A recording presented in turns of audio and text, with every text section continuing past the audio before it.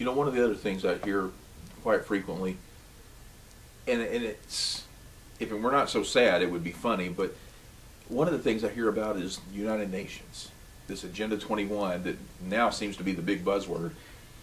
The reality of it is I was talking about this many years ago. This was actually signed by President Bush in 1992 when he was in Rio and signed the United States into Agenda 21. One of the things that I hear a lot is I hear proponents and opponents of Forever Wild here in Alabama. And for those of you that are not familiar with Agenda 21, Agenda 21 is, we call it sustainable development here in the country.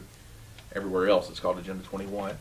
But it's all about no private land ownership, the state buying or taking land, whatever they need to do, the state meaning the country or each individual state, no private land ownership, but the goal is to take at least 50% at some point, and they'll start off with 4 or 5% and just take it incrementally. But the goal is to get 50% of this country's landmass off limits to humans. It's written down. Don't believe me.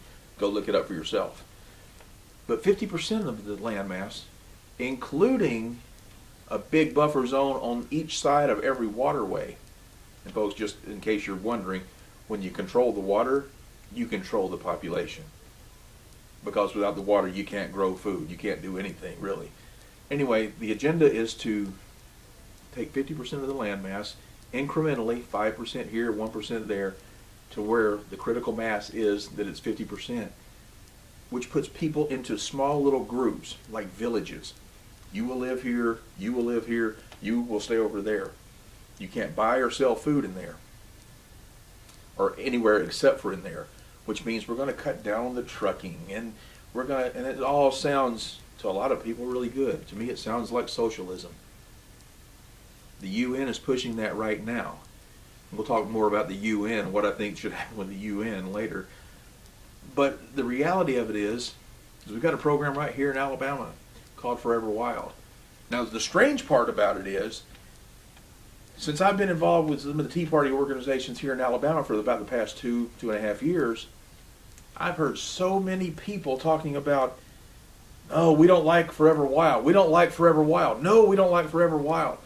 Strangely enough, some of them are going, oh, that's a great plan now. No, I'm trying to figure out, because the plan hasn't changed. The only thing that I've seen change is one of the main proponents of Forever Wild all of a sudden is running for a federal office. And now some of the supporters are going, oh, well, gosh, I can't hate that anymore. I've got to get on the bandwagon because he thinks it's a good idea. But the reality of it is, folks, don't be deceived.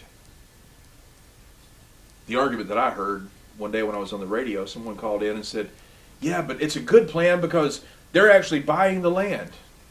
And what we were doing was the state was leasing this land at a no-cost lease, and everybody could use it. But then the landowners realized that they could take that land and lease it to a private entity or a private hunting club and make more money. And we can't have that. Really? That's called free enterprise. It's what this country was founded upon. How dare somebody sit there and say that, oh, that guy over there or that company that owns that land can't do something that is profitable? Really? We're going to say that we're going to have the state competing and getting mad and taking our toys and going home because they don't want to do a no-cost lease anymore? Well, guess what? When they stopped doing that no-cost lease, they started having to pay taxes on it too, people. Because part of that no-cost lease is, let me put it out there, not have to pay taxes on it. Well, they started paying taxes on it. Revenue for the country, revenue for the state. We're all talking about not wanting to pay more than our fair share of taxes. Guess what? Now somebody else is doing that. But what we're doing now is we're taking our money from our hunting licenses and fishing licenses and buying up all that. So it sounds good that everybody can have it until they decide to turn off that flow, and now they already own the land. Now we can talk about the semantics of it all together all the time we want. But the reality of it is when they own the land, even though they may let you have it today, that doesn't mean they're going to let you get on it tomorrow. Are you prepared, really, to gamble your children's future away?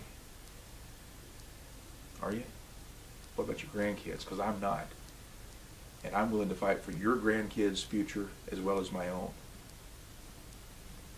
Are you in?